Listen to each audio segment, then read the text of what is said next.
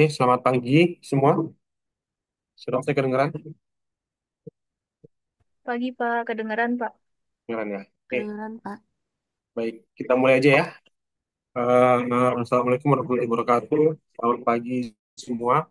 Hari ini kita mulai ya perkuliahan lagi setelah teman-teman melakukan UTS. Ya, gimana nilai-nilainya udah lihat? Belum ya, belum diinput. Belum. Iya, betul.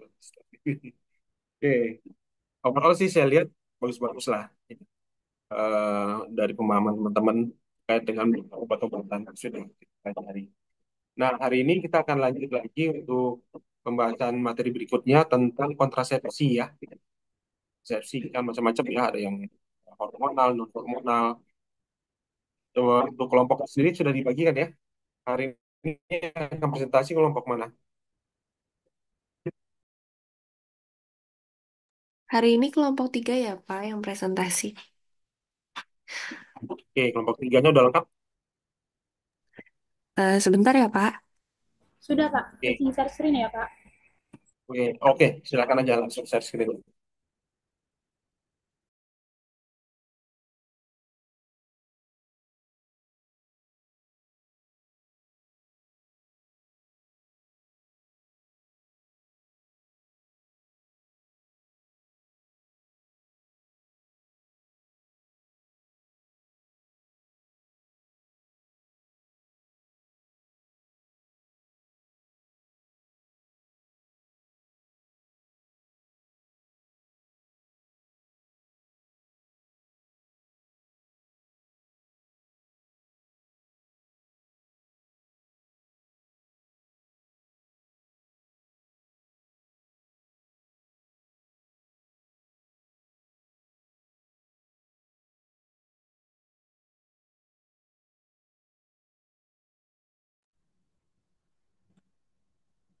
Selamat pagi. Kami dari kelompok 3 ingin mempresentasikan tentang obat kontrasepsi dan golongan obat-obat kontrasepsi oral yang beranggotakan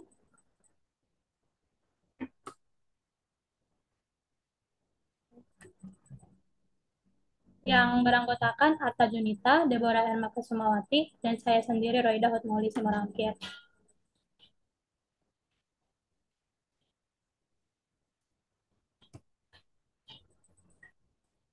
Indonesia merupakan negara dengan laju pertumbuhan penduduk yang masih relatif tinggi atau Badan Pusat Statistik pada tahun dari buku Pusat Statistik 2013. Oleh karena itu, pemerintah berupaya untuk menekan laju pertumbuhan penduduk dengan mengadakan program keluarga berencana atau KB. Salah satu upaya program KB yakni menurunkan total fertility rate atau TFR gunanya untuk mengurangi beban pembangunan dan meningkatkan kualitas hidup keluarga. Definisi dari kontrasepsi adalah tindakan untuk mencegah kehamilan. Kontrasepsi dapat berupa alat, pengobatan, prosedur, atau perilaku. Kontrasepsi memungkinkan seseorang wanita mengendalikan kesehatan reproduksinya dan memberi wanita tersebut kemampuan untuk menjadi peserta aktif dalam perencanaan keluarga. Metode kontrasepsi adalah kemajuan teknologi yang dimaksud untuk mengatasi biologi. Pada abad ke-20 telah menyaksikan kemajuan terbesar dalam kesehatan reproduksi wanita yang memperluas pilihan medis, alat, dan bahkan prosedur yang tersedia pada pasangan untuk mencegah kehamilan. Tujuannya, tujuan dari kontrasepsi ini merupakan cara yang digunakan untuk mencegah pertemuan antara sel telur atau sel wanita yang matang dan sel sperma atau sel pria yang mengakibatkan kehamilan. Dalam menggunakan kontrasepsi, keluarga pada umumnya mempunyai perencanaan atau tujuan yang ingin dicapai. Kelebihan dari kontrasepsi ini yang efektif memberikan manfaat sosial dan kesehatan bagi ibu dan anak-anak mereka dengan mengurangi kehamilan yang tidak diinginkan dan aborsi serta memfasilitasi perencanaan keluarga. Kontrasepsi yang efektif secara tidak langsung membantu meningkatkan status kesehatan bayi dan anak secara keseluruhan.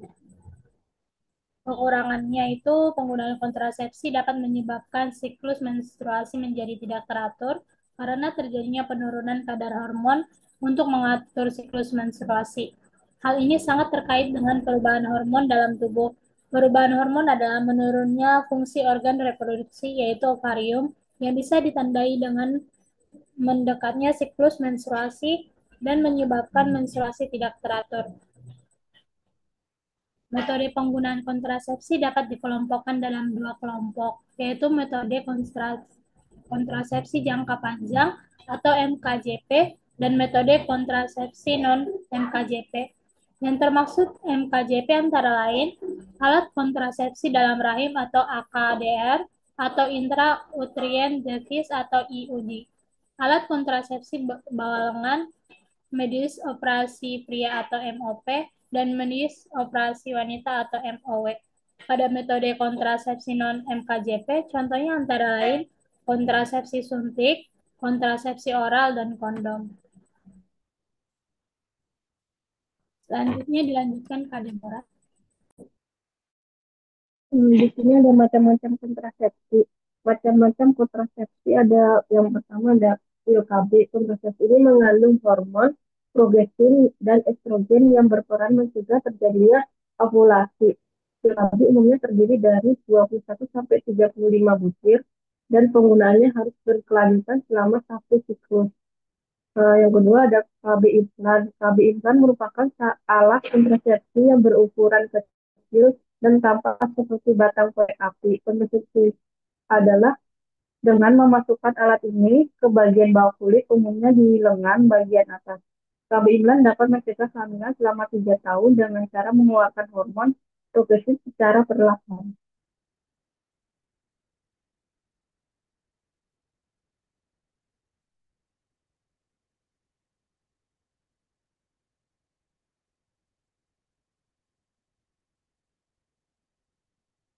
Eh,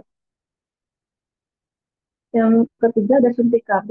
Berdasarkan periode penggunaannya, suntik KB terbagi menjadi dua, yaitu 1 bulan dan 3 bulan. Kelebihannya suntik KB sebagai alat kontrasepsi adalah penggunaan lebih praktis dengan risiko kegagalan di bawah 1% jika digunakan dengan tepat.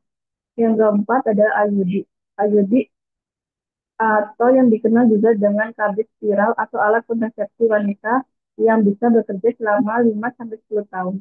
Alat berbentuk T ini memiliki dua jenis, yaitu IUD hormonal berisi hormon progestin dan IUD non-hormonal terbuat dari tembaga.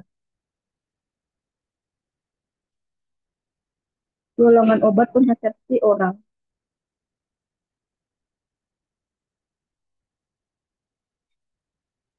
Kontrasepsi oral adalah tablet yang dengan berbagai macam formula yang hanya atau kombinasi progestin estrogen diminum 1 kali sehari pada waktu yang sama setiap hari, dimulai pada hari pertama kehamilan atau haid. Kontrasepsi oral tersedia dalam bentuk paket dengan siklus yang berbeda-beda.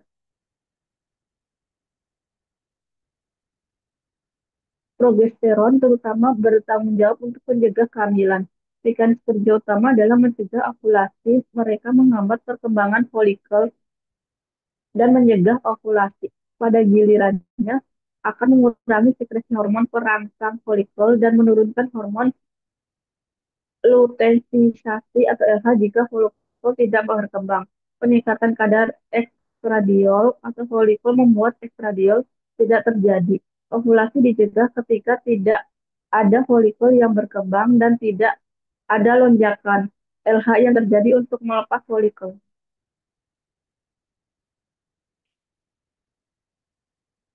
Kontrasepsi oral bekerja dengan cara yang pertama menekan ovulasi dan pematangan sel telur dengan mengurangi pelepasan hormon seperti luteinizing hormon hormon LHRH dari hipotalamus dengan pelepasan hormon perangsang folikel dan hormon luteinisasi dari kelenjar di bawah otak. Menebalkan versi lendir, menghalangkan menghalangi jalan sperma ke dalam rahim, menipiskan lapisan rahim atau endometrium sehingga mencegah implantasi sel telur yang dibuai.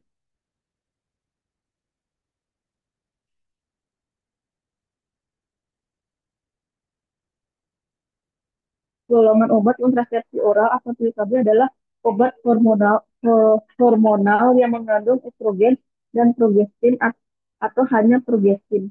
Pil KB kombinasi mengandung estrogen dan progestin.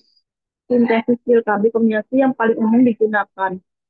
Yang kedua, pil KB progestin saja juga disebut pil mini. Pil ini mungkin lebih baik untuk wanita yang sedang menyusui atau memiliki riwayat pembekuan darah di transfusi atau paru-paru atau stroke. Selanjutnya akan dibacakan oleh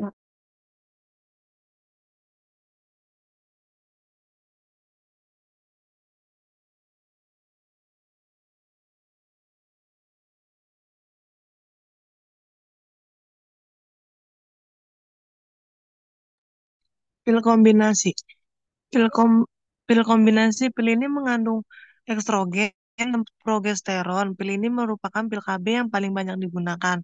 Contoh obat kontrasepsi oral kombinasi atau COC atau pil KD kombinasi adalah andalan pil KB, Yasmin, DN35 dan ya.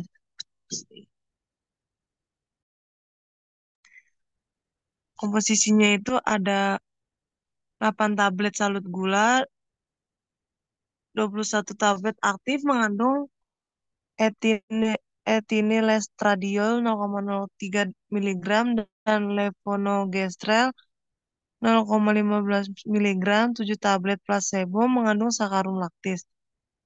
Pil KB andalan tablet bekerja dengan cara mencegah pertemuan antara sel sperma dan sel telur. Pil ini membuat cairan vagina menjadi kental sehingga sulit dilalui oleh sperma.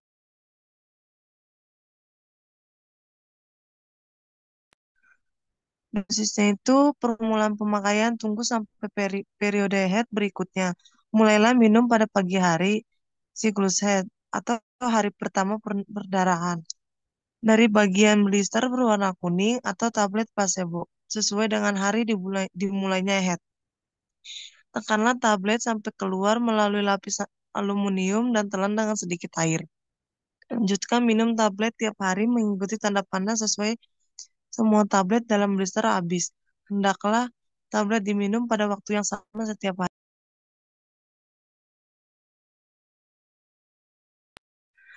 Pil KB andalan memiliki manfaat lebih seperti membuat siklus haid menjadi teratur, mampu mengurangi rasa nyeri saat haid, tidak menimbulkan flek pada kulit, menjaga berat badan agar tetap stabil, mengurangi resiko kanker rahim, mengembalikan kesuburan dengan cepat.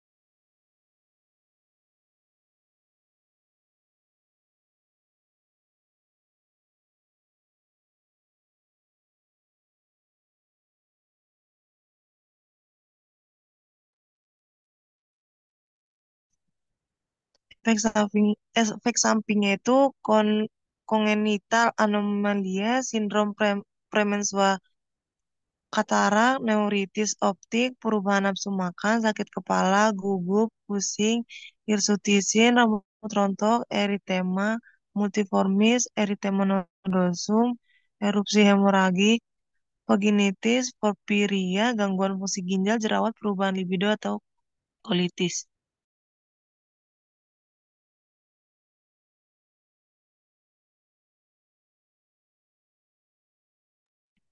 Selanjutnya Yasmin, komposisinya itu drospirenone 3 mg, etil etinilestradiol 0,03 mg, dosisnya itu mulai pada hari pertama menstrual, tiap hari 1 tablet selama 21 hari, lalu 7 hari tanpa tablet dan seterusnya. Kontrasepsi oral dengan efek antimineral kortikoid dan antiandrogenik yang bermanfaat untuk wanita yang mengalami retensi cairan karena pengaruh hormon dan wanita yang menderita akne dan seborea.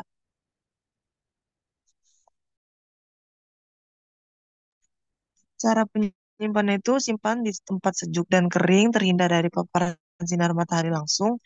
Efek sampingnya itu emosi labil, sakit kepala, mual, nyeri, nyeri payudara, metrorhagia, amenor.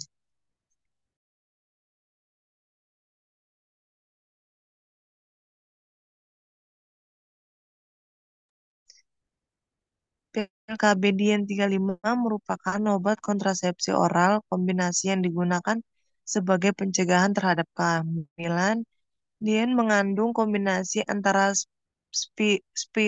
siproteron aseta dan etinil estradiol. Keduanya memiliki mekanisme kerja sebagai siproteron aseta dan etinil estradiol merupakan hormon turunan progesteron yang dapat membantu pengatur reproduksi manusia.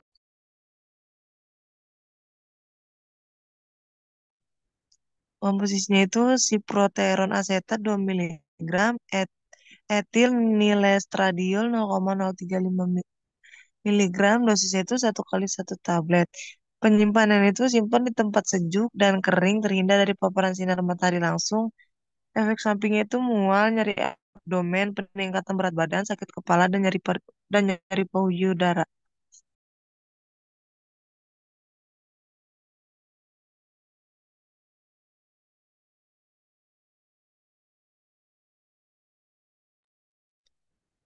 Pil KBIAS merupakan obat kontrasepsi oral kombinasi yang digunakan sebagai pencegahan terhadap kehamilan. IAS mengandung kombinasi antara dua hormon, yaitu drospirenon atau progestin dan etinil estradiol atau estrogen. Keduanya memiliki mekanisme kerja. Drospirenon dan etinil estradiol merupakan hormon turunan progesteron yang dapat membantu mengatur reproduksi wanita.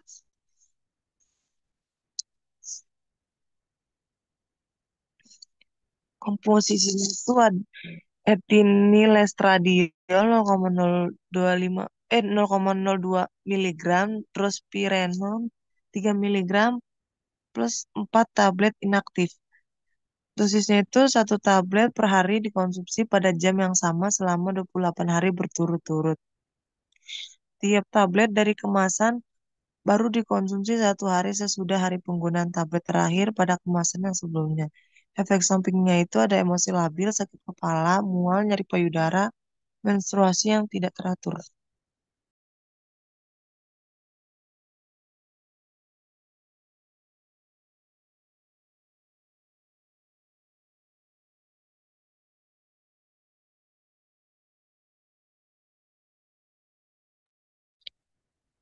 Pil mini atau pil progestin saja atau POP.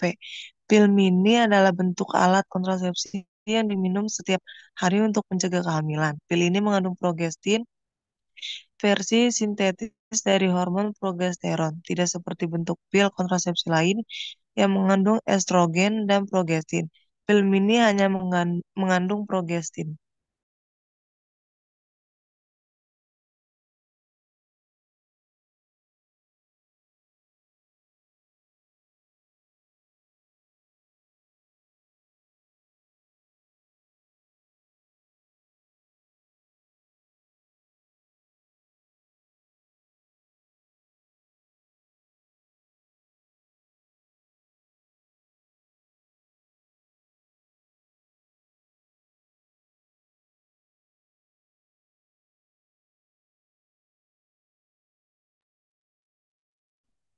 Mikroginom per ginom tablet 1 dos isi 25 strip 28 tablet merupakan obat kontrasepsi oral kombinasi yang digunakan sebagai pencegahan terhadap kehamilan. Mikroginom mengandung antara levonorgestrel dan etinil estradiol. Keduanya memiliki mekanisme kerja sebagai berikut. Levonorgestrel dan etil estradiol merupakan hormon turunan progestin yang dapat membantu mengatur reproduksi wanita.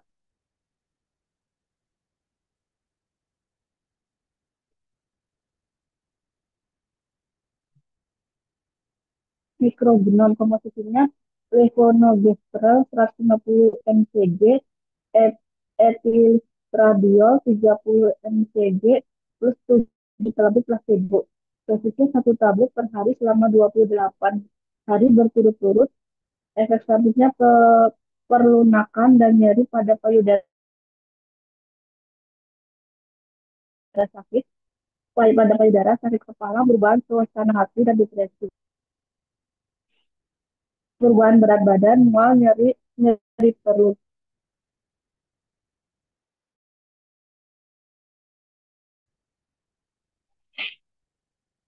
Sekian presentasi dari kelompok 3.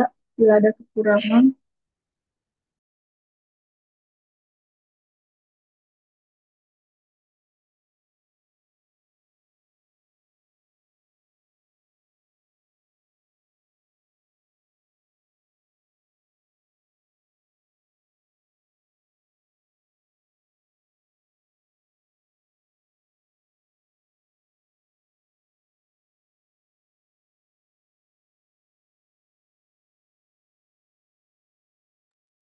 Oke, baik. Terima kasih kelompok 3 ya sudah presentasi tentang alat kontrasepsi ya. Silakan kelompok lain mungkin ada pertanyaan terkait dengan ini karena eh, ini salah satu cara ya buat orang atau buat pasangan lah ya untuk eh, mencegah ya, mencegah terjadinya kehamilan. Di satu sisi mungkin di tempat lain ada yang berupaya mati-matian gimana caranya bisa bisa punya keturunan, bisa punya anak, bisa hamil. Tapi kalau untuk kontrasepsi ini salah satu cara bagaimana untuk mencegah ya dengan segala macam alasan tentunya ya, baik dari sisi kesehatan atau pengen memberikan jarak atau belum pengen punya macam-macam lah dengan alasan-alasan. Tentu dengan alasan-alasan tersebut harus disesuaikan dengan kebutuhan masing-masing ya, kebutuhannya seperti apa atau juga kenyamanan tentunya ya, kenyamanannya seperti apa, mau nyaman yang paling mana, ada yang nyaman ada yang tidak, makanya beda-beda setiap orang kan punya keputusan masing-masing pengennya seperti apa. Tadi udah diberikan di kelompok ini ada yang kontrasepsi yang bentuknya alat, ada yang bentuknya obat ya, semuanya tujuannya pasti akan mencegah terjadinya kehamilan tentunya ya. Oke, ada mau yang bertanya dulu? Kelompok lain, kelompok satu mana? Kelompok satu. Saya, Pak, Anissa, oke silakan. izin bertanya untuk kelompok 3. Katanya kan ada yang bilang kalau pil KB itu bersifat karsonogenik yang memicu kanker payudara. Itu benar apa enggak ya? Dan apakah penggunaan pil KB itu berbahaya atau tidak? Terima kasih. Oke, bahaya nggak? Karsinogenik nggak? Menyebab kanker nggak gitu ya Anissa ya? Oke, silakan ditampung dulu pil KB karena hormonal ya, sintetis lagi, estrogen.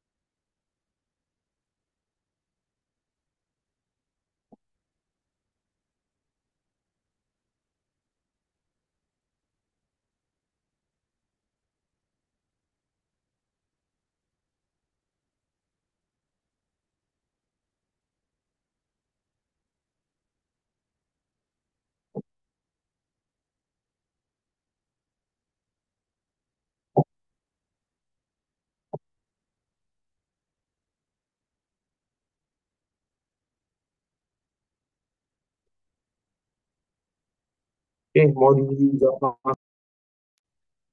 Silakan aja direspon yang temennya.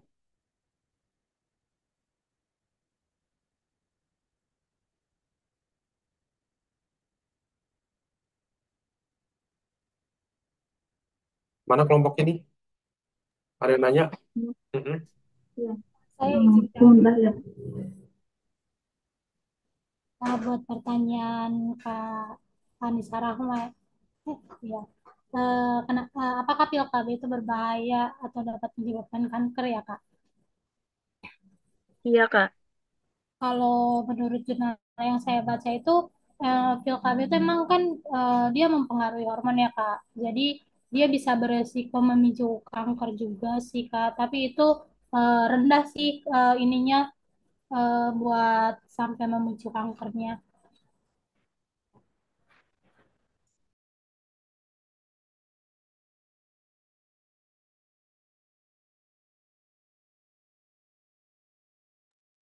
Rendahnya gimana maksudnya?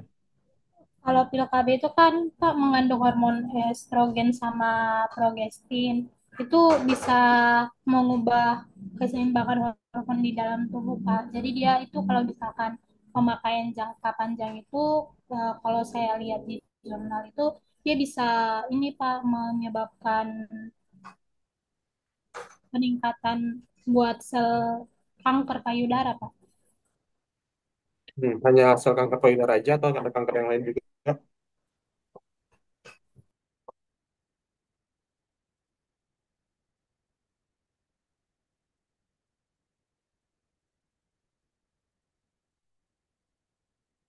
Hanya payudara saja atau ada kanker yang lain? Ovarium, cervix? Lebih banyaknya sih di sel kanker payudara sama rahim Pak.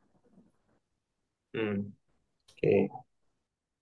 Coba ditanyakan ke yang nanya. Udah terjawab apa masih ada pertanyaan tambahan atau masih belum jawab? Itu ya, ininya, flow-nya. Oke, baik. Terima kasih, Kak. Sama Oke, ada lagi mungkin? Iya, jadi memang kalau ada riwayat keluarga yang ada cancer ya, orang tuanya di atas atas itu, memang tidak disarankan penggunaan pil KB dalam jangka panjang. Ya, dalam jangka panjang itu tidak disarankan karena penelitian macam-macam, namanya juga penelitian ya, yang didapatkan itu juga hasilnya akan beda-beda. Ada penelitian yang mendapatkan hasil ternyata memang meningkatkan risiko terjadinya kanker. Kalau dihentikan, risikonya turun. Tapi ada juga penelitian menunjukkan justru dengan mengkonsumsi ya, konsumsi apa namanya pil kontrasepsi ini justru memberikan manfaat ya, mengurangi risiko risiko kanker. Kanker ovarium, penggunaan BKB dapat mengurangi risiko kanker ovarium secara signifikan, bahkan setelah digunakan. Ada banyak penelitian menunjukkan ada yang meningkatkan risiko, ada juga yang menurunkan atau mengurangi risiko kanker. Ya, jadi kalau risiko kanker yang turun, kanker endometrium, menurunkan risiko kanker endometrium juga dalam penggunaan jangka tertentu, nggak lama-lama turun tuh. Ya, kemudian yang kanker kanker kolorektal pada usus, ya, itu juga menunjukkan bahwa pil KB dapat menurunkan risiko kanker kolorektal. Ada penelitian menunjukkan kok malah turun insiden terjadinya ketika menggunakan kontrasepsi. Jadi macam-macam dari penelitian ya. Tapi biasanya pemakaian jangka panjang itu agak khawatir ya. Perlu di stop nggak terus-terusan. Karena itu kan modifikasi hormonal ya, hormon. Dan salah satu pemicu kanker itu juga salah satunya dari hormonal. Kebanyakan orang-orang kanker pada wanita khususnya pada saat sudah mau menopause atau setelah menopause karena hormonalnya di dalam tubuhnya sudah banyak yang berkurang ya, estrogennya semakin sedikit. Nah, pada kondisi itu oh justru malah sel kankernya masih banyak yang lebih mengganas jadinya ya, sudah mulai tumbuh, sudah mulai ada. Tapi pada saat usia masih produktif itu nggak apa-apa.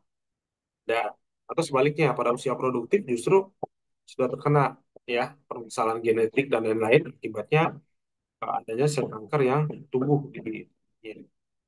Jadi macam-macam.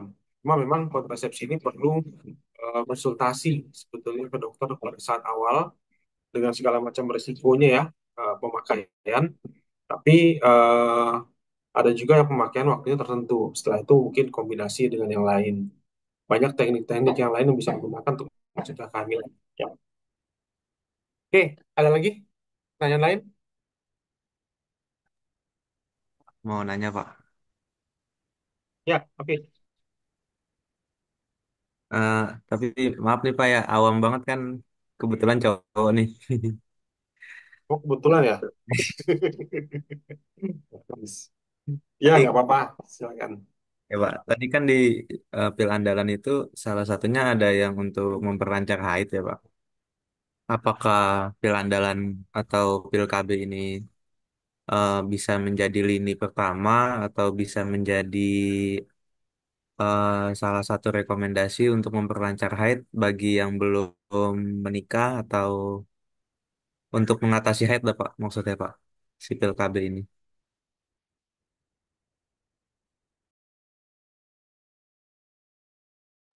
Ya, silakan kelompok ke kelompoknya ya, nanya dulu ya. Please. Saya cuma menjawab pertanyaan dari Hafiz ya. Maksudnya, apakah salah satu upaya buat mengatasi terlambatnya haid buat wanita ya, Hafiz? Bisa diberikan andalan ya? Iya. Nah, kalau misalkan buat secara umum sih nggak dianjurkan ya, Hafiz, buat dijadikan sebagai pengobatan memperlancar haid. Tapi biasanya dokter itu kalau misalkan eh, satu pasien itu ada misalkan dia nggak bisa haidnya itu misal menstruasinya itu nggak lancar biasanya itu bisa dirangsang pakai ini sih pakai pil KB biasanya tapi itu harus anjuran dari dokternya gimana Pis jawabannya. Eh, Kalau setahu Pak Royda nih, kandungan apa yang bikin memperlancar haid yang ada di andalan di pil KB ini?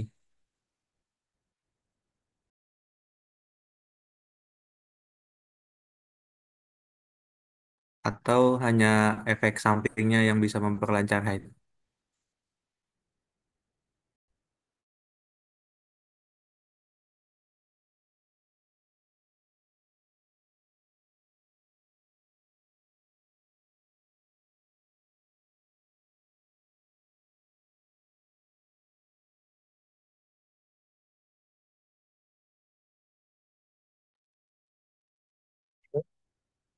Itu jadi efek Kalau sampingnya, tuh gimana? kandungannya yang bisa memperlancar haid ya Pis kalau kandungannya itu biasanya itu yang mengandung kombinasi estrogen sama progestin sih Pis.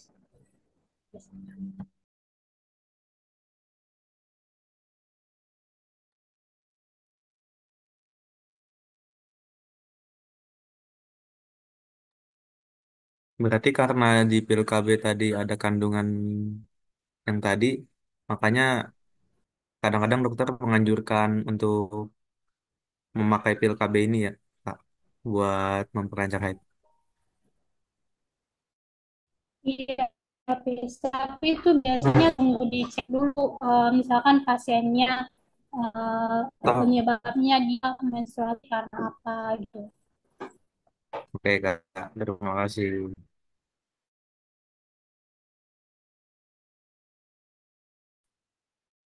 Satu pertanyaan lagi dari kelompok lain, silakan.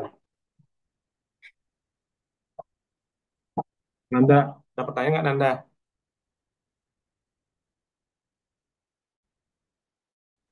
Pak. Ini presentasinya udah bagus sih Pak, jadi nanti bingung mana nyapa.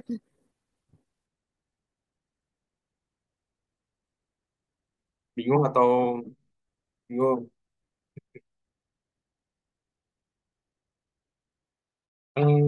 Yang lain? Bapak saya deh yang nanya. Boleh. Bapak izin off cam sebentar, Pak. Eh, Sebenarnya mau tanya. Jadi kan eh, kemarin tuh mama saya tuh sempat eh, ada ini ya. Jadi di daerah perutnya itu sakit. Itu udah ke klinik dan ke dokter. Iya, maksudnya ke klinik 2 kali, ke rumah sakit berkali-kali juga. Itu tuh eh apa yang namanya? Hasilnya baik-baik aja dan dibilangnya cuma asam lambung gitu dan udah minum berobat gitu udah sebulan nggak sembuh sembuh akhirnya ke dokter lagi cek lab semuanya dan hasilnya bagus alhamdulillah terus ke dokter yang berbeda itu eh ternyata dikasih obat kontrasepsi Yasmin itu langsung sembuh sakit perutnya Itu kira-kira kenapa kok bisa gitu? Korelasinya apa? Itu sih, Kak. Maaf ya, Kak Roy. Izin tanya.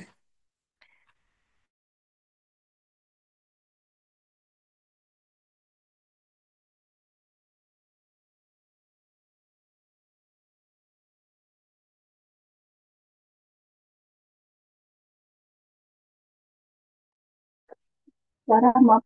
Jadi yang jadi pertanyaannya, kenapa pas minum Yasmin, jadi perutnya jadi udah sembuh gitu?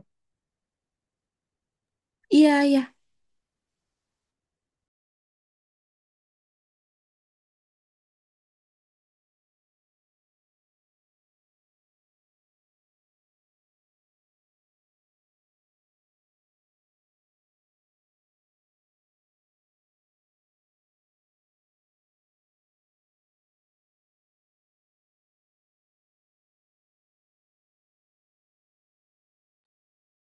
Eh, Sama sih jawabannya karena Yasmin itu kan mengandung obat yang kombinasi estrogen dan yang jadi bisa kan juga sama fungsinya untuk memelancarkan haid juga.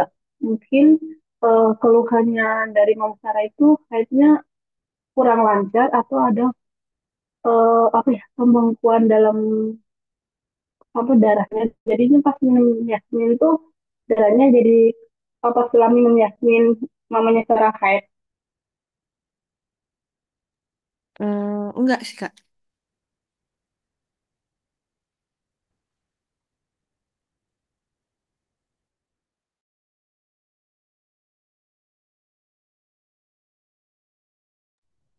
Mungkin saya menambahkan ya, Sar. Mungkin itu nyeri perutnya itu karena emang pengaruh dari hormonnya. Misalkan ini kan biasanya kalau misalkan yang udah berkeluarga gitu ada biasa kejang perut karena rahim gitu. Jadi kasih obat hormon. Soalnya kan dokternya udah periksa nih eh, mamanya Sarah. Mungkin itu nyeri perutnya itu dari gara-gara pengaruh hormonnya makanya dikasih Yasmin gitu, Sar. Oh, gitu. Oke, Kak. Makasih ya, Kak.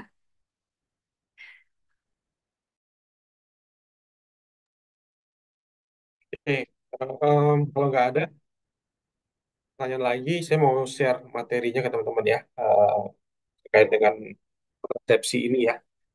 Saya mau jawab sedikit yang tadi sudah disampaikan ketika tadi Abdul Hafiz bilang, apakah obat-obatan pil KB ini bisa menstabilkan hormon stabil. Dalam kata-kata menstabilkan artinya membuat hormonnya menjadi normal ya sebenarnya ya.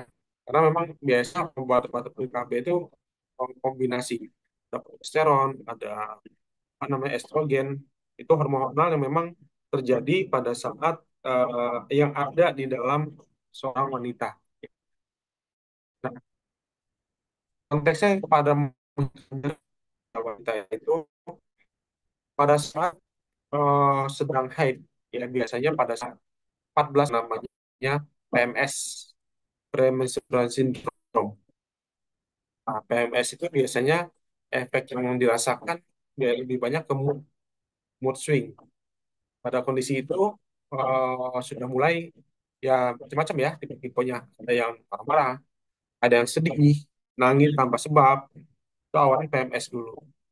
Kemudian hari pertama, hari kedua, hari ketiga, dan seterusnya ya, biasanya akan ganti dengan eh, rasa nyeri yang disebut dengan dysmenorrhea. Dysmenorrhea primer lah ya. Kalau sekunder kan ada masalah di serviksnya, di bagian rahim. Ketika itu terjadi, hormonalnya itu estrogennya lagi tinggi-tingginya, progesteron lagi rendah. Kenapa? Pada saat orang hari pertama haid itu nyeri akan dirasakan karena estrogen tinggi.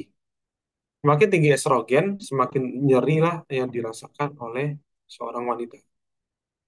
Nah, kemudian diminum pil KB ini. Pil KB ini minum estrogen dan progesteron.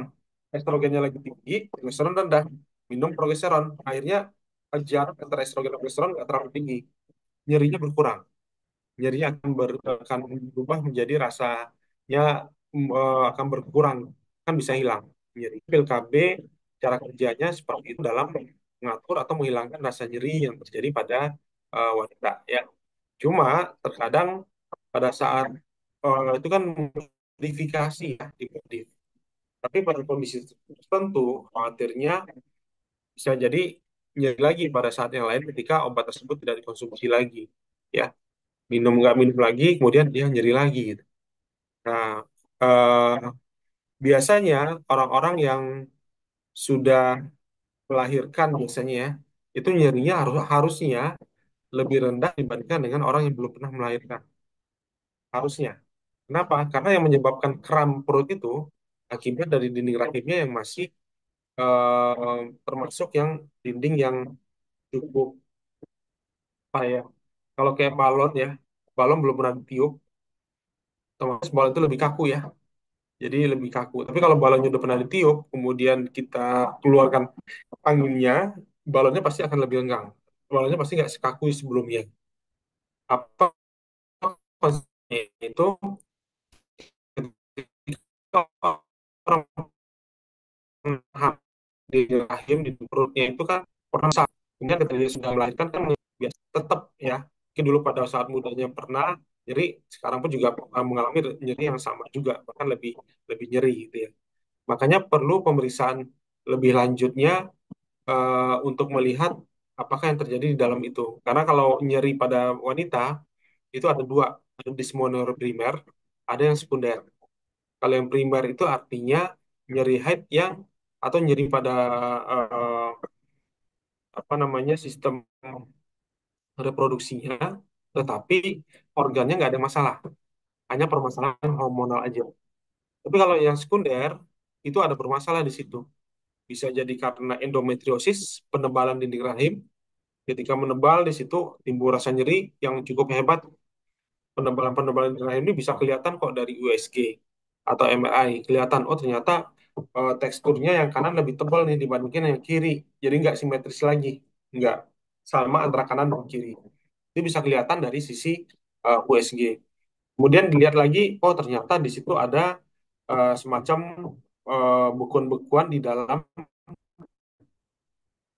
endometriumnya. Ya. Ketika itu terjadi buruh darah haid, kok darahnya lebih banyak dibanding sebelumnya. Ternyata itu ikut-ikutan buruh. Nah, itu ketahuan, berarti ada permasalahan di situ. Dan itu biasanya akan menimbulkan rasa nyeri yang lebih hebat dibandingkan dengan kondisi-kondisi yang normalnya. Karena nyerinya akan lebih kuat di situ. Makanya perlu pemeriksaan lebih lanjut. Dokter yang memberikan hormonal itu mirip seperti pemberian orang sakit gigi dikasih dengan analgetik. Kalau sumber giginya nggak diapa-apain, nggak sampai dihilangkan atau dicabut atau dikasih antibiotik segala macam, itu giginya bisa jadi lambat laun akan kadang-kadang akan timbul lagi gitu. Nah, sekarang pun juga kayak tadi kasusnya yang sama, mudah-mudahan nggak timbul lagi ya sarahnya, tapi buat antisipasinya, wah kalau sewaktu-waktu timbul, berarti memang si estrogen dan progesteron ini, pil KB ini, yang Yasmin tadi itu, hanya memodifikasi sementara. Tapi mudah-mudahan dia sudah bisa modifikasi selanjutnya. Gitu. Jadi nanti walaupun nggak konsumsi lagi, itu nyerinya udah hilang seluruhnya gitu ya. Oke, saya coba share ya nih materinya teman-teman tentang eh, ya kontrasepsi.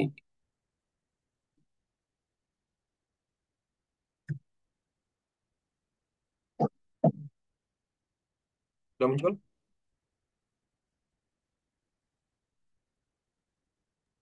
Sudah, Pak. Ya. Oke. Ini bicara mengenai kontrasepsi. Ya, tadi yang saya katakan ya, banyak orang yang berusaha pengen punya, ada juga yang berusaha untuk nolak dulu ya, atau dengan segala macam alasan. Nah, ini kontrasepsi kita lihat berasal dari kata kontra ya, berarti ya melawan atau mencegah, dan konsepsi adalah pertemuan antara sel telur yang matang dengan sperma yang akan kehamilan. Pokoknya mencegah gimana pun caranya dicegah jangan sampai terjadinya pertemuan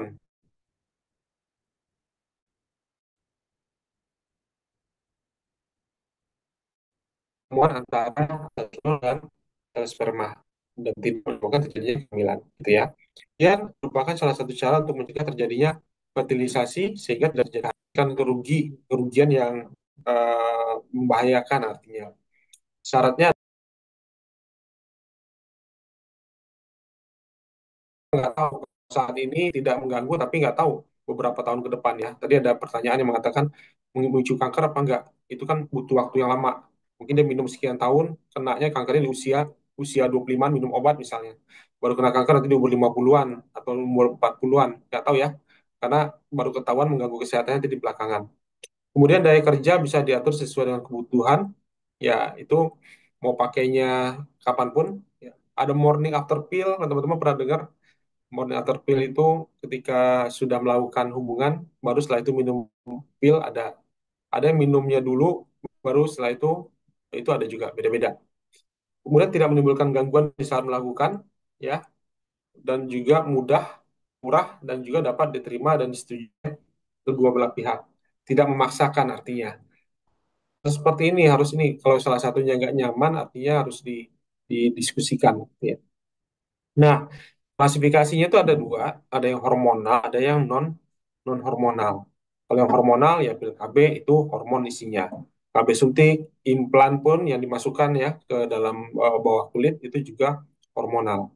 Sedangkan yang lain-lain ini ada yang non hormonal, coitus interruptus. Hafiz tahu apa coitus interruptus?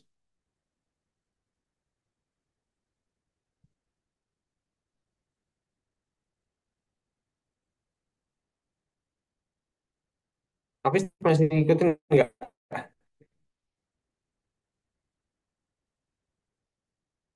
Iya Pak. Tahu nggak coitus interruptus? Eh, Nanti cari ya. iya Pak. Lalu dia mau ngomong. Jadi kayak coitus interruptus itu senggama yang terputus artinya. Eh, dia tidak melakukan pengamanan tertentu apapun, tapi pada saat yang pria yang sudah mulai di akhir, ya biasanya itu dicegah dengan cara itu. Teman-teman bisa searching sendiri nanti. Kemudian metode barrier, ya penghalang. Macam-macam ya, pakai kondom maupun juga pakai pesarium. Pesarium ini yang kondom kitanya. Dan juga salah satu cara yang memang tidak akan bisa hamil lagi ya sterilisasi. Steril, bisa laki-laki ya. Ini yang hormonal. Kalau untuk hormonal, pil KB ini yang kombinasi ada berisi estrogen dan progesteron. Ada progestagen, kemudian ada juga gestagen ya. Ada juga pil sekuensial, ada dari estrogen.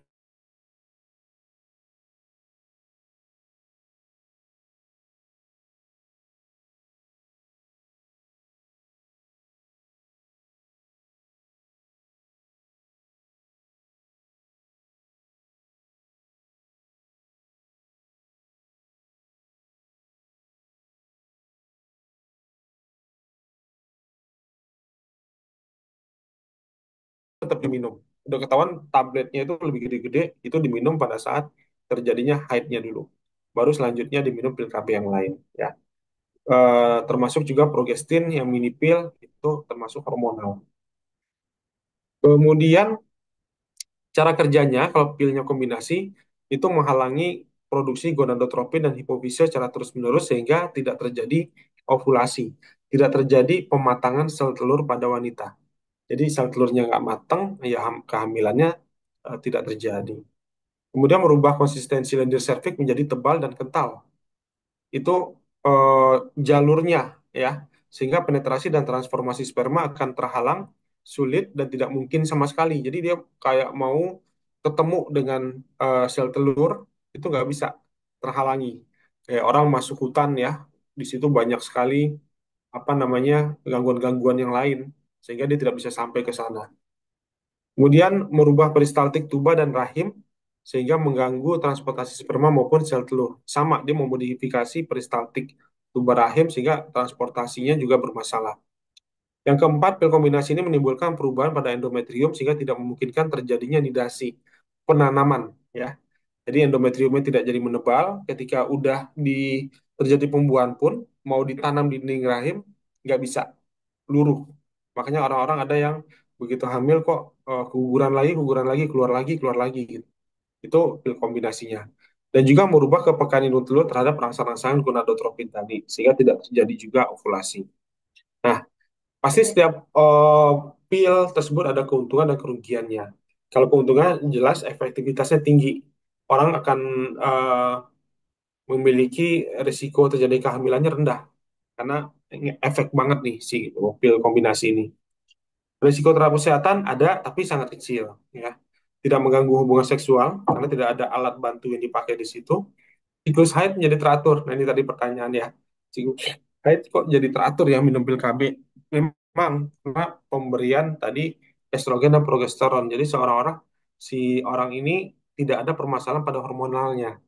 Hormonnya dianggap sesuai. Estrogennya oke, progesteronnya juga sesuai karena diberikan yang dari luar. Kesuburan segera kembali setelah penggunaan pil dihentikan. Nah, ini yang terkadang klaim-klaim yang seperti ini nggak terjadi pada orang-orang tertentu. Ketika mereka stop, ketika mereka pengen punya anak, kok justru malah jadinya susah, nggak bisa-bisa punya anak. Karena dulu udah sempat menunda-nunda, ketika pengen, udah waktunya, kok nggak bisa. Banyak yang kejadian seperti itu ya. Dan dapat digunakan sebagai kontrasepsi darurat. Kenapa darurat? Itu keuntungannya. Kemudian kerugiannya, sekarang mahal dan membosankan karena harus menggunakan setiap hari. Orang minum pil tiap hari, dia nggak sakit, tapi harus minum tiap hari karena bosan. Ya. Ini yang saya katakan tadi mual, terutama pada 3 bulan pertama minum. Mual banget, males orang minum kan. Kadang-kadang pendarahan bercak atau pendarahan selak ya, terutama 3 bulan pertama kadang ada plek-plek di situ, pusing. Kemudian karena hormonalnya tadi ada nyeri pada payudara, lebih nyeri dibanding sebelumnya. Berat badan kadang naik. Nah, ini yang kadang-kadang mempercepat proses deposit lemak. Estrogen ini mempercepat depositnya lemak. Makanya orang males minum pil KB, kenapa? Gemuk. Nggak mau minum pil KB, berat badannya meningkat gitu ya. Nah, naik setelah itu. Kemudian bisa jadi kerugiannya berhenti haid atau amenorrhea ada stop.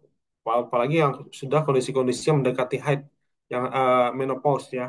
Pada saat dia mau menopause, mungkin usia-usia 50, tapi pada saat 40-an udah mulai berhenti. Dan tidak mencegah infeksi menular seksual ya, karena dia tidak pakai alat pengaman tadi. Kemudian yang lain-lain, virus-virus yang lain. Kemudian jenis-jenis pil KB kombinasi ini ada monofasik ya, ada yang bifasik, ada yang trifasik.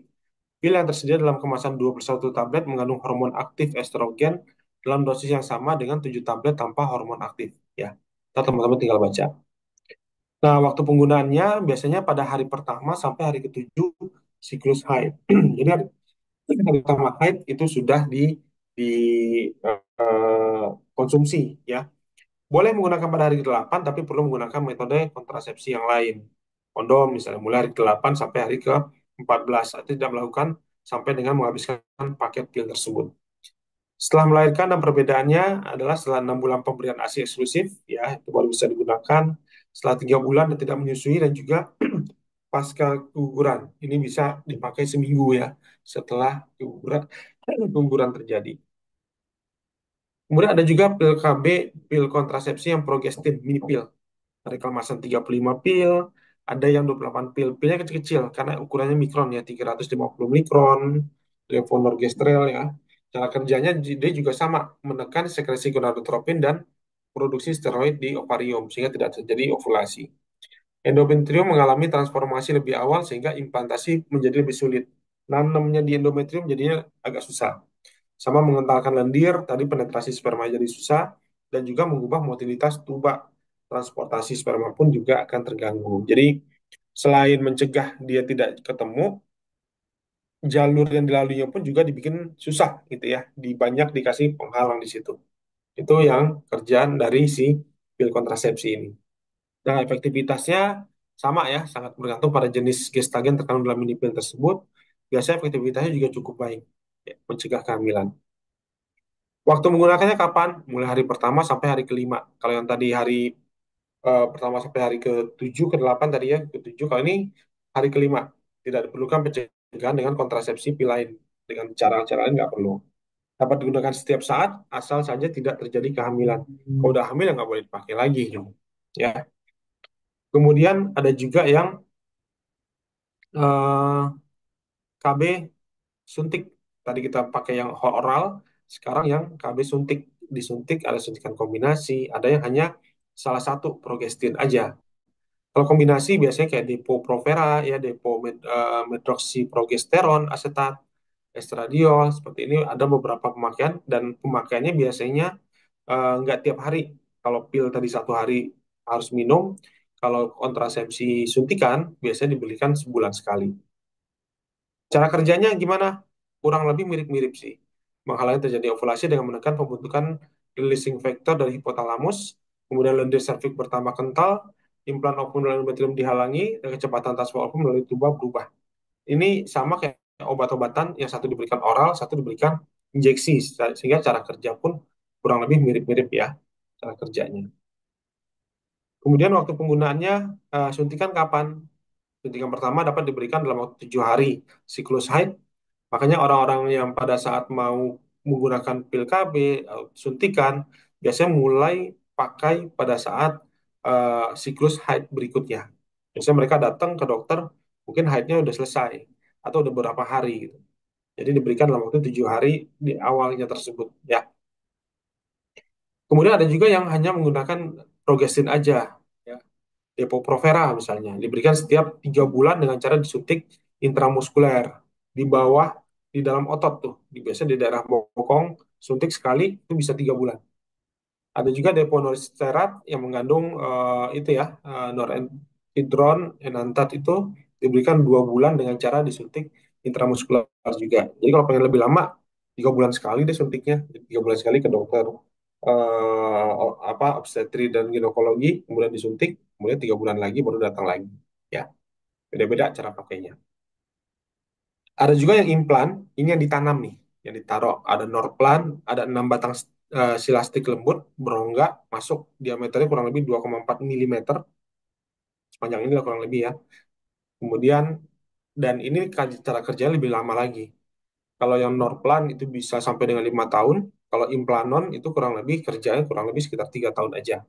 Tapi lumayan ya, 3 tahun sampai 5 tahun itu tidak perlu ada kontrasepsi yang lain.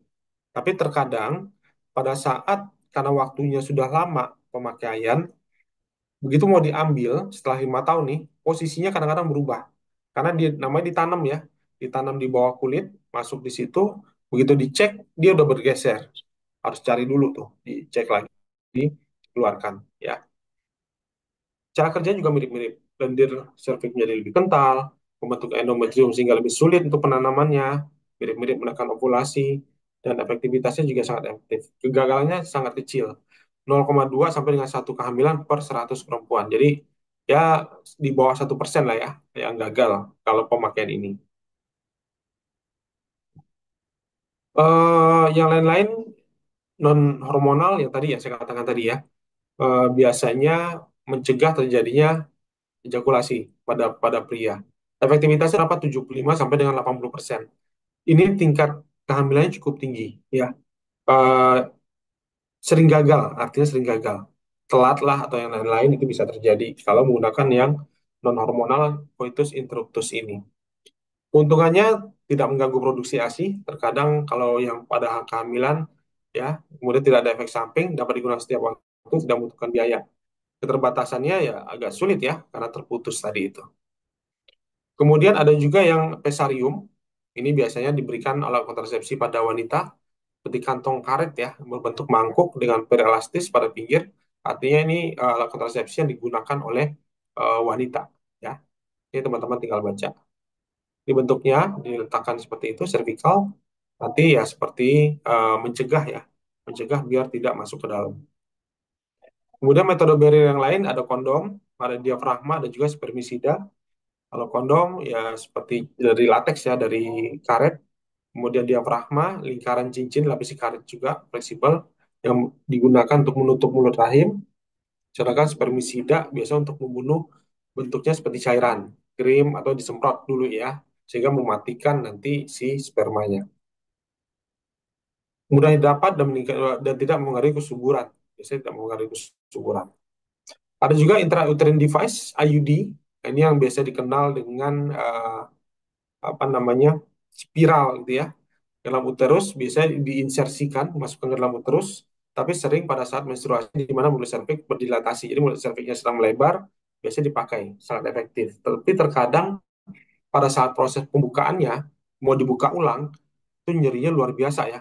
Karena kadang-kadang orang pakainya bisa bertahun-tahun, ini sampai dengan 10 tahun dipakai. Kebayang ada alat masuk ke dalam, di situ dia akan kontak dengan dinding tempat dia ditanamkan. Ya, ketika ditarik keluar, otomatis sudah banyak jaringan-jaringan yang nempel, yang di dalamnya sudah nempel banget tuh dengan alat ini, IUD ini. Sehingga pada saat proses pengambilan itu lumayan ya, nyeri luar biasa yang dirasakan pada seorang wanita. Mekanismenya tidak mencegah konsepsi, tapi mencegah implantasi. Ya, dan mengandung progesteron yang mengganggu siklus hormonal, merangsang pengulangan prostaglandin, dan juga menambah efek yang tadi ya, bahan-bahan aktif IUD-nya sudah ada ditambahkan. Ini macam-macamnya aja ya, ada unmedicated device, ada juga medicated device ya. Ini Novate, Copper-T, gitu-gitu tuh yang bentuknya logam ya, banyak ya. Biasanya memasang udah pasti dokter obstetri dan ginekologi. Itu ada teknik khusus untuk cara pemakaiannya. Ya, ini contohnya cover T masuk ke dalam, kemudian dia akan menopang di situ ya, mencegah biar tidak terjadi pertemuan di situ. Dan dia bisa bertahan sampai dengan 10 tahun. Keuntungannya apa? Tidak mempengaruhi kualitas ASI, tidak ada efek samping hormonal, jangka panjang, efektivitas tinggi. Tetapi saat haid lebih sedikit karena dia terhalang. Haid lama, tapi juga lebih banyak, jadinya lebih lama ya, karena sedikit dan kadang-kadang juga adanya spotting juga. Kadang-kadang pun juga ada pendarahan di situ. Ya.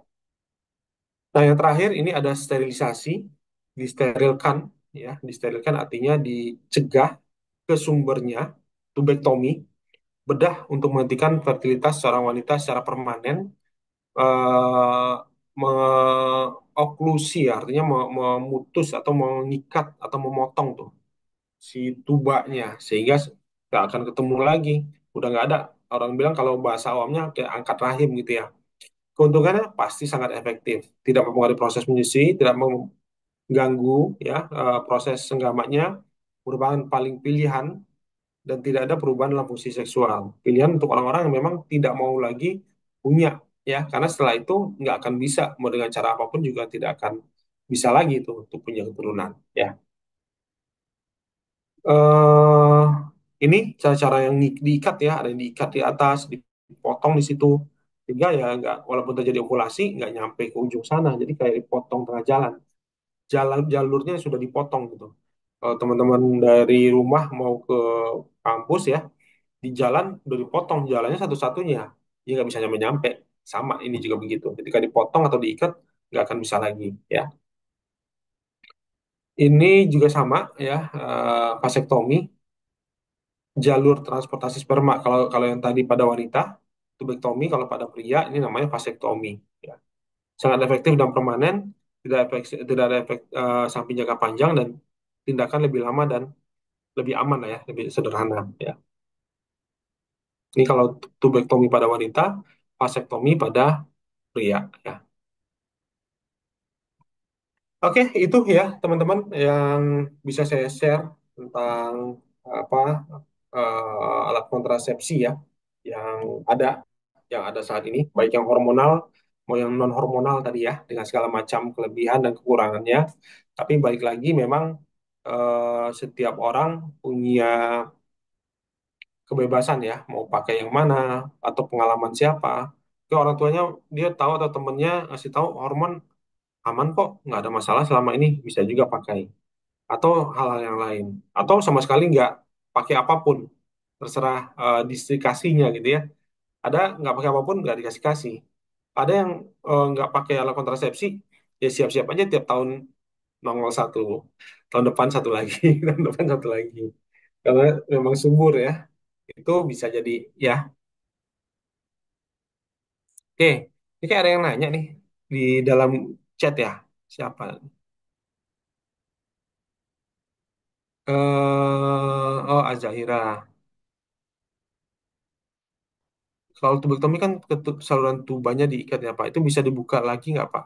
Oh, kalau kayaknya kalau udah ditutup, kalau udah diikat gitu ya, itu akan bisa kemungkinan bisa dibuka lagi. Tetapi terkadang pada saat proses pembukaan ya, kita gini di dalam tubuh kita, khususnya organ-organ bagian dalam itu ya, ketika dia diikat tentu itu biasanya terkadang ada luka pastinya kejepit di situ ada luka dan pada saat luka terjadi tersebut biasanya ada penempelan yang terjadi pada saat proses ikatnya itu ya ketika dia nempel agak sulit nanti pada saat proses buka ulang dibuka kembali perlu aja bisa tapi perlu teknik khusus yang memang eh, dipakai ya tidak semua kali bedah pun bisa untuk apa namanya lihai dalam melakukan itu dan risiko terjadinya perlengketan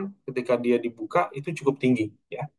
Orang-orang yang kadang pasca operasi sesar ya, setelah operasi sesar terkadang kan operasi sesar kok anak pertama oke, anak kedua susah banget dapatnya.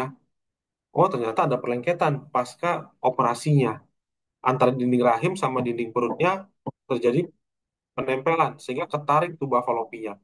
Tuba falopi ketarik aja itu bisa mencegah kehamilan nggak bisa hamil lagi setelah itu bisa bisa dibuka lagi nggak bisa aja dibuka tapi resikonya cukup tinggi ya cukup tinggi kenapa karena sebuah falopi itu lembut banget ya organ dalam itu lembut banget ketika diikat kalau ikatnya kuat agak sulit tuh untuk dibuka kembali jadi memang itu salah satu tindakan yang memang harus dipikirkan berulang kali sih mau dilakukan seperti itu benar-benar apa enggak kalau masih ada keinginan untuk punya anak ya mungkin ada banyak pilihan yang lain. Tapi kalau memang udah memikirkan udah tidak, ya sudah mau diikat, mau dipotong, terserah. Yang penting setelah itu nggak ada lagi gitu. Ya, gitu. Zahira, kemarin saya dengar di radio ya, pas lagi di jalan tuh. Ini sebaliknya dengan yang kita bahas sekarang tentang infertilitas. Kalau ini fertil ya, kesuburan orang bisa hamil kemudian dicegah. Kalau kemarin saya dengar di situ ternyata banyak orang-orang yang memang pengen sekali punya. Kalau sekarang kita pengen enggak, kalau pembahasannya, kalau ini banyak sekali orang yang punya. Karena setahun aja setelah setelah menikah misalnya ya, dalam 1 tahun itu tidak bisa punya, itu sudah dikatakan infertil, sudah dikatakan sudah mandul keduanya, salah satu atau keduanya. Karena pada saat kondisi tersebut tidak hanya wanita ya, pada pria pun juga perlu dicek apakah si prianya bermasalah. Karena yang paling banyak disorot biasanya wanita ya. Wanitanya nih yang bisa memberikan keturunan. Padahal si prianya pun juga bisa juga punya kontribusi di situ. Dari mana? Bisa dari jumlah sel spermanya. Normalnya kurang lebih sekitar 200 jutaan lah. Dia punyanya sedikit. 200 juta nggak nyampe. Dia paling banyak jutaan aja 10 juta atau berapa. Ya nggak cukup lah. Orang bisa 200 juta, dia cuma 10 juta. Ya nggak bisa. Terus taruhlah jumlahnya cukup. Jumlahnya banyak. Tetapi motilitasnya, pergerakannya itu lamban. Kalah kompetisi. Tambah lagi tadi jalurnya udah dibuat sedemikian rupa yang dia nggak bisa lewat. Ya, ini nggak bisa. Ya. Tetapi untuk melihat efektivitasnya, kalau untuk melihat pergerakan dan lain-lain bisa dicek. Tapi kalau mau lihat efektivitasnya, ya ketahuan hamil apa enggak gitu aja. Ya. Nah, eh, banyak faktor tuh kayak tadi tuberkulopsinya yang menyempit.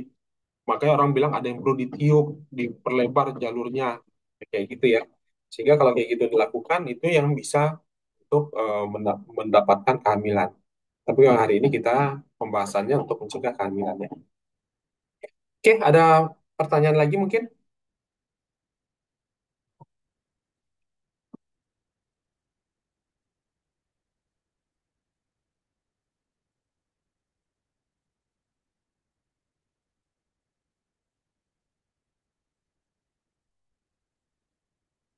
Nggak ada.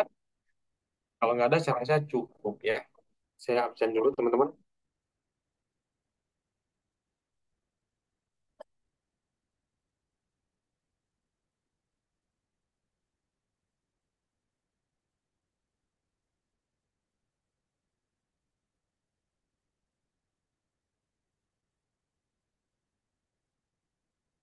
Oke, Sarah ada, Sylvia Hadir, Pak. ada Hadir, ya. Pak. Oke, Anissa Hadir, Pak. ada ya. Kita, Hadir, Pak. Florida, Hadir, Pak. Flo, Flo tadi ada ya. Flo hadir, Pak. Ada, Pak, tadi. Ada Fitrianingsih, Hadir, Pak. Arta, Hadir, Pak. Azahira, Salsabila, Hadir, Pak. Ananda, Hadir, Bapak. Abdul Hafiz, Di Anita, Hadir, Deborah. Pak. Farizan nggak Hadir, masuk di kelas Pak. ini ya? Rasa waktu Farizan ada di sini. Tapi di sini juga nggak muncul sih, pindah kelas kayaknya ya. Home base-nya sih di sini, Pak. Tapi kita nggak kurang tahu deh, Pak. Hmm. Sekarang muncul kadang nggak soalnya di absensi. Kalau sekarang nggak ada. Iya, mungkin. Oke, kalau nggak ada, gimana Sarah? Iya, mungkin di sore, Pak. Ini sore kali ya. Sekarang kayak Farizan sibuk banget tuh temennya berlapis nih berdua. Oke, kalau nggak ada, saya rasa cukup ya. Selamat pagi menjelang siang semuanya. Assalamualaikum warahmatullahi wabarakatuh. Waalaikumsalam warahmatullahi wabarakatuh. Terima kasih banyak. Oke, Waalaikumsalam, Pak. izin Terima live ya. kasih, Pak. Terima kasih.